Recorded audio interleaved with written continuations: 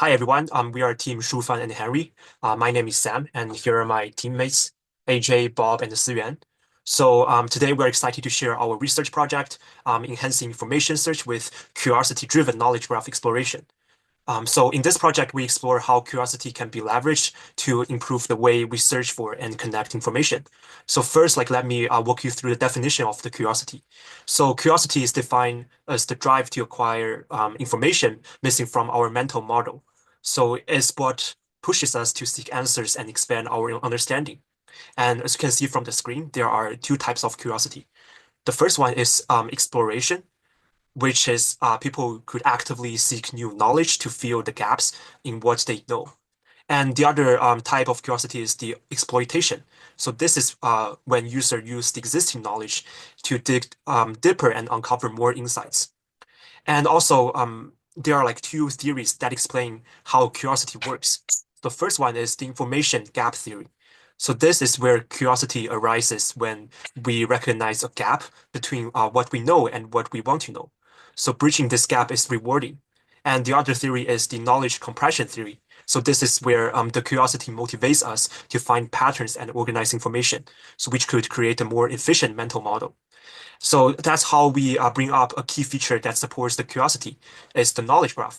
So what is knowledge graph? As you can see from the right side, it is a structured way to visualize the concepts and their connections, which could help us to better understand the relationships and discover new insights. As you can see, the nodes would be the information the user will search for, and the edge between every single node would be the relationship for what user search. So next, I'll pass to Siyuan to explain why we are building our knowledge graph. Thanks. So the motivation behind our current project comes from several challenges in the information searching. The first one is information overload.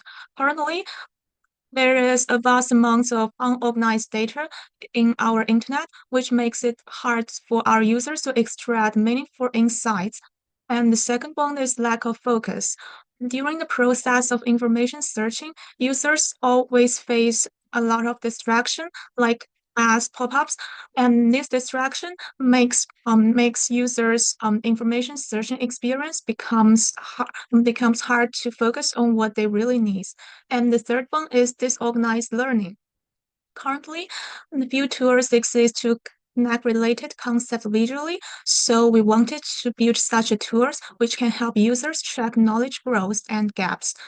And and the curiosity is valuable during the user's learning progress. Mm, so during our journey to build this tool, we need a balance of curiosity and the focus of users' learning paths.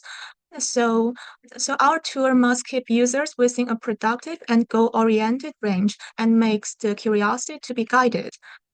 In terms of the last point, opportunity, our knowledge graph structure information visually and aiding the user's exploration, and they bridge gaps between existing knowledge and new insights. And now I'll be talking about how we build the local knowledge graph. So the current state of our implementation works just on the browsing data that a user acquires. And so the browsing data, if you think about it, is comprised primarily of the URL and the title, as well as some metadata such as search time.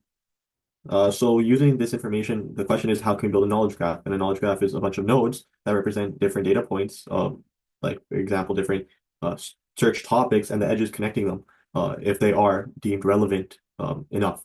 So there's a couple of techniques to do this that are well known, such as being rule-based, but this is for highly structured data and it requires domain knowledge. We want ours to be general purpose, and in the further implementations and continuation of our project, we want to be able to support our data having more information, so a vector database. So we ruled this approach out. Another common technique is from NLP, so natural language processing, including name entity recognition. So that's like identifying, categorizing if things into people, subjects, etc., or subject predicate order, which kind of works off of how we talk about things. For example, uh, learning PyTorch in Python. But this is also pretty domain specific and requires higher order thinking. So you went with a pretty general approach, which is statistical co-occurrence, and this can be applied on a variety of data because all it does is it calculates pairwise frequencies of our nodes and to be able to build edges. So to build nodes, we extract key phrases using the keyword model. Then we merge nodes that are deemed similar using a sequence matcher to identify like a similarity.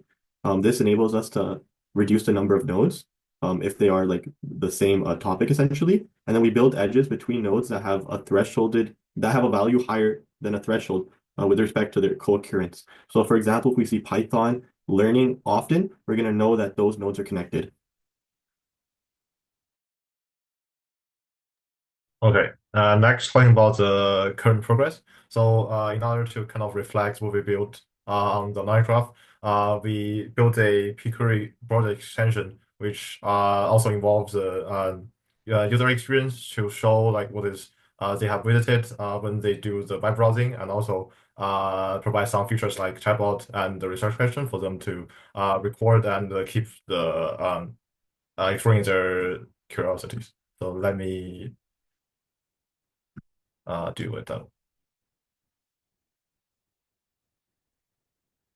Yeah. So on the screen, it is mainly divided into three parts. So on the left, it will be mainly a knowledge section where you'll see the most visited topics you have seen, and for each topic, you are able to click on them.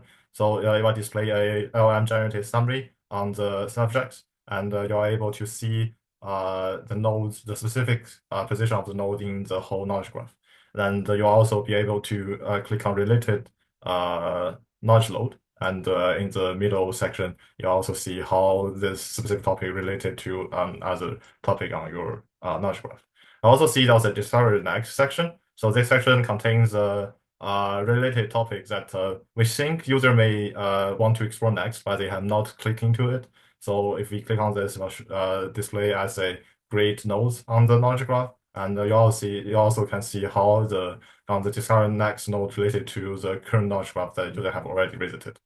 On the right, which is the research question section. So this section basically involves a chatbot where the main function of it would be you ask it to generate some example research questions user may want to explore next. So for example, give me some research question. Example web